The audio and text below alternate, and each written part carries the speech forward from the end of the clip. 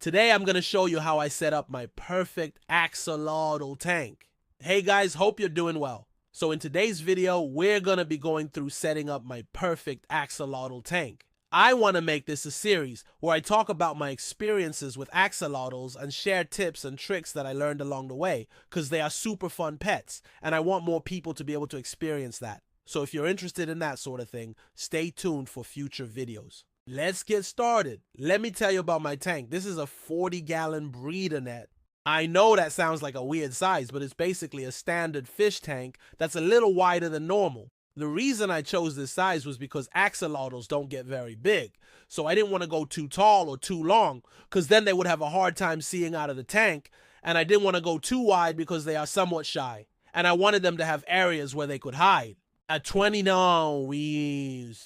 29-gallon would probably work just fine, but I wanted to give my axolotls a little extra space because they are my babies. I also decided not to get a taller tank like a 55-gallon because they don't need to swim around a lot, and I want to keep the water level low so that they can get lots of air, and I don't want them to get water in their gills. Now I know that people usually keep them in tanks that are much smaller than this, but this is what I could fit in my room, and I had the materials for it, so I went with it. I think that the most important thing is to make sure that the tank has a lid, because axolotls can breathe air, but they can also jump out of the water if they get scared or excited, so you definitely don't want to risk losing one because you forgot to put the lid back on. Also, I really like the idea of having an open top so that I can easily take out the water if I need to clean it, and I can also add decorations without having to worry about fitting them through the lid. I did order a custom piece of glass that fits perfectly on there, but it's not on yet because I still have to install the silicone. The substrate that I chose was play sand because it's soft and they won't hurt themselves on it. I also added a layer of laca at the bottom because it helps with the biological filtration and it gives the beneficial bacteria more surface area to grow on. If you guys are wondering why my sand isn't fully covering the bottom, it's because I haven't fully cleaned out the tank yet. I had originally planned to do a full tear down, but these plants were here and they looked too good, so I couldn't bear to throw them away. Now, these are Amazon swords and I got them from a local fish store. They're not the ones that came with the tank. These ones were grown out from the small bulbs that you usually see. Now you may have noticed that there's no heater or filter in this tank.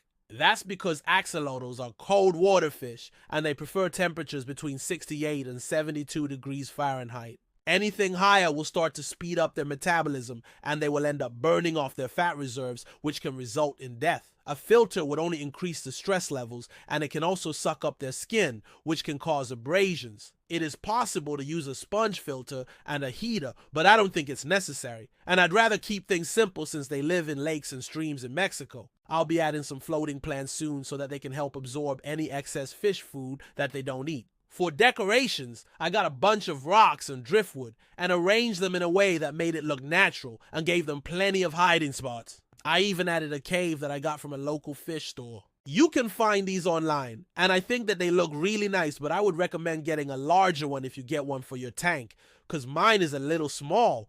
I did originally have plans to turn this into a paludarium, but I decided against it because I've never done one before, and I wanted to keep things simple. I also didn't want to complicate things by adding land plants because I didn't want to accidentally introduce bugs or other pests into their environment. I do think that if you have experience with paludariums, then it would be a great idea because axolotls spend a lot of time on land in their natural environment, and I think that it would be cool to try and replicate that. But for now, I'm keeping things simple. The next step was to cycle the tank. To cycle a tank means to start growing beneficial bacteria colonies within it. These colonies will convert harmful ammonia and nitrites into nitrates, which are less toxic and can be safely removed during water changes. I normally add fish food directly into the tank to cycle it, but this time I decided to try something different. I added Fritzyme 7-in-1, and after 2 days the ammonia spiked. After another 2 days, the ammonia dropped and the nitrites rose. Then after another 3 days, the nitrites dropped and the nitrates rose. And finally, after another 2 days, the nitrates dropped. So it took a total of 11 days for the nitrogen cycle to complete. I did daily water changes to keep the ammonia, nitrites, and nitrates from getting too high. I also added more Fritzyme when the ammonia spiked, and again at the end when the nitrates spiked. I think that this method works well because you don't have to deal with ammonia and nitrate spikes, and you don't have to worry about leftover fish food rotting in the tank. Next, I added spring water that I let sit out in the sun for 2 days to kill off any chlorine or chloramine. I also added some dechlorinated tap water to bring it up to the appropriate level.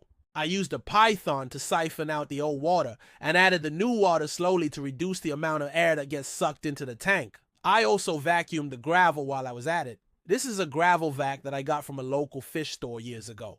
I don't think they sell it anymore, but it's similar to this one. It has a pretty large opening so I can cover a lot of ground quickly, and it has a narrow tip that lets me get into small areas. Now that everything was ready, I added my axolotls. I got them from a local fish store, and I was surprised when I saw that they had them, because I didn't think that they would be available yet, but they said that they were raised in captivity, so they were ready to go. Yeah, there were 3 individuals, and I got the 2 that were albino because they thought that they looked really cool and they seemed to be the most active. I acclimated them to the tank over the course of 30 minutes and then released them. I knew that they would be stressed, so I turned off the light and hid the tank behind the bookshelf until the next morning. When I woke up in the morning, I turned the light back on, and I was amazed at how beautiful they looked. They were swimming around and exploring their new home, and it was really cute. Their color was almost white, but they did have a slight yellowish tint to them, so I assume that they're part wild type.